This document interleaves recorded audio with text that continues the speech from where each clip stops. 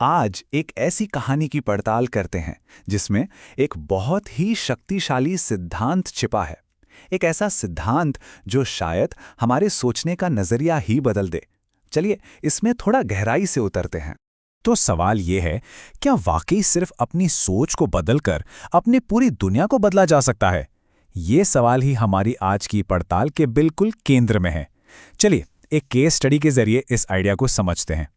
और इसके लिए मिलते हैं सीमा से, हमारी कहानी की हीरोइन। उनकी कहानी हो सकता है हम में से कई लोगों की कहानी जैसी हो, और इसमें एक बहुत गहरा सबक भी छिपा है। तो सीमा की दुनिया कैसी थी? चुनौतियों से भरी हुई। एक होम मेकर जिसके कंधों पर पूरे परिवार की जिम्मेदारी थी, और वो अक्सर, आप जानते हैं, अपनी परिस्थितियों में खुद को फंसा हुआ और बेबस महसूस करती थी। फिर एक रात एक आध्यात्मिक शिक्षा यानी मुरली की एक लाइन ने उन्हें एक दिन का प्रयोग करने के लिए जैसे प्रेरित कर दिया। एक ऐसा एक्सपेरिमेंट जो उनकी जिंदगी को हमेशा के लिए बदलने वाला था। और वो लाइन थी, अपनी स्थिति बदलो तो परिस्थिति अपने आप बदल जाएगी। अब ये वादा जितना गहरा था उतना ही नामुमकिन भी लग रहा था। मतलब लोग तो वही थे, घर वही था, तो फिर भला कुछ कैसे बदल सकता था? तो एक तरफ शक और दूसरी तरफ उम्मीद के बीच सीमा ने इस 24 घंटे की चुनौती को स्वीकार करने का फैसला किया। उन्हें जरा भी अंदाजा नहीं था कि आगे क्या क्या होने वाला है। तो चलिए अब कहानी के सबसे अहम हिस्से पर चलते हैं।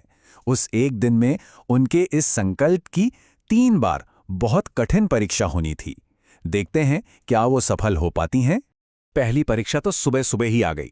सोचिए, एक तरफ बच्चा रो रहा है और दूसरी तरफ घर में कामों का अंबार लगा है। पूरा माहौल तनाव और निराशा से भरा हुआ था। और ठीक तभी सास की आवाज आई, अब तक चाय नहीं बनी। ये एक बाहरी ट्रिगर था जो सीमा की पुरानी नेगेटिव आदत को जगाने के लिए काफी था। उनके अंदर गुस्सा और हताशा की एक लहर सी दौड़ गई। लेकिन ठीक उसी पल उन्हें वो शिक्षा याद आई, इच्छा मात्रम अविद्या, मतलब इच्छा ही अज्ञानता है। बस इस एक विचार ने उन्हें रुकने और एक अलग रास्ता चुनने का मौका दिया। उन्होंने गुस्सा होने के बजाय शांति को चुना। ये एक बहुत बड़ा पल था। और ये थी उनकी पहली जीत। उन्होंने बाहरी हालात को अपने अंदर की शांति भंग करने की इजाजत नहीं दी। ये साबित हो गया कि वो अपनी भावनाओं की मालिक हैं। अब आती है दूसरी परीक्षा, जो पहले से भी ज्यादा कठिन थी। दोपहर में सबके सामने उनकी सास ने उन पर एक ऐसी टिप्पणी की जो सीधे उनके दिल पर लगी। ये शब्द थे, आजकल की बहुएं बस अपने योग में रहती हैं, घर का होश नहीं। ये बात सीधे दिल पर लगने वाली थी। इसका मकसद ही चोट पहुंचाना था, ताकि वो कोई तीखी प्रतिक्रिया दें। लेकिन उस नाजुक पल में उन्होंने बगुले की तरह रिएक्ट करने के बजाय हंस के प्रतीक को याद किया। एक हंस जो शांति और विवेक का प्रतीक है। उन्होंने अपने अंदर के तूफान को शांत रखा। ये एक और ज्यादा बड़ी जीत थी। क्यों? क्योंकि उन्होंने एक बहुत शक्तिशाली इमोशनल ट्रिगर पर काबू पाया था।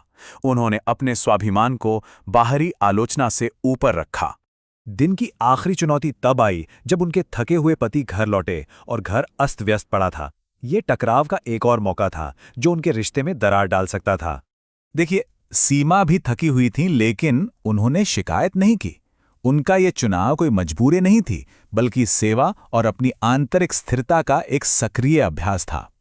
उन्होंने प्यार और धैर्य को चुना, और इसी के साथ उनका एक दिन का ये प्रयोग पूरा हुआ। ये उनके दिन भर के प्रयासों का नतीजा था, उनकी तीसरी और सबसे बड़ी जीत। उन्होंने साबित कर दिया था कि वो अपने भाग्य की निर्माता खुद हैं। रात बीत गई, लेकिन सीमा के इस प्रयोग का असली नतीजा तो अगली सुबह सामने आने वाला था। और जो हुआ वो सच में किसी चमत्कार से कम नहीं था। तो बदला क्या? जरा सोचिए, जहां एक दिन पहले सास ताने दे रही थीं, वहीं अब वो फिक्र कर रही थी। पति जो थके हुए थे अब मदद की पेशकश कर रहे थे, और बच्चा भी शांत था। ये सब कैसे हुआ? ये कोई जादू नहीं था, बल्कि सीमा की बदली हुई आंतरिक स्थिति का सीधा नतीजा था।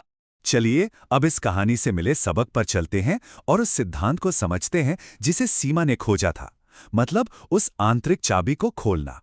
सीमा ने सीखा कि असली चाबी स्थिति है, यानी हमारी अपनी अंदर की मानसिक और भावनात्मक अवस्था। अगर हम अपनी स्थिति पर महारत हासिल कर लें तो हम बाहरी परिस्थिति को भी प्रभावित कर सकते हैं। ये एक ऐसा सिद्धांत है जिसे कोई भी अपने जीवन में लागू कर सकता है। तो इस कहानी से हम 5 मुख्य बातें सीख सकते हैं। पहली, अपनी स्थिति बदलो, दूसरी साक्षी बनो, तीसरी स्मृति रखो, चौथी हंस बनो और पांचवी अंदर जीतो। ये 5 सिद्धांत ही आंतरिक विजय की चाबी हैं। तो अंत में ये सवाल हमारे सामने है, शांति की पहली लड़ाई असल में कहाँ लड़ी जाती है, बाहर या हमारे भीतर? ये कहानी हमें सोचने पर मजबूर करती है कि बदलाव की असली शक्ति शायद हमारे अंदर ही छिपी है।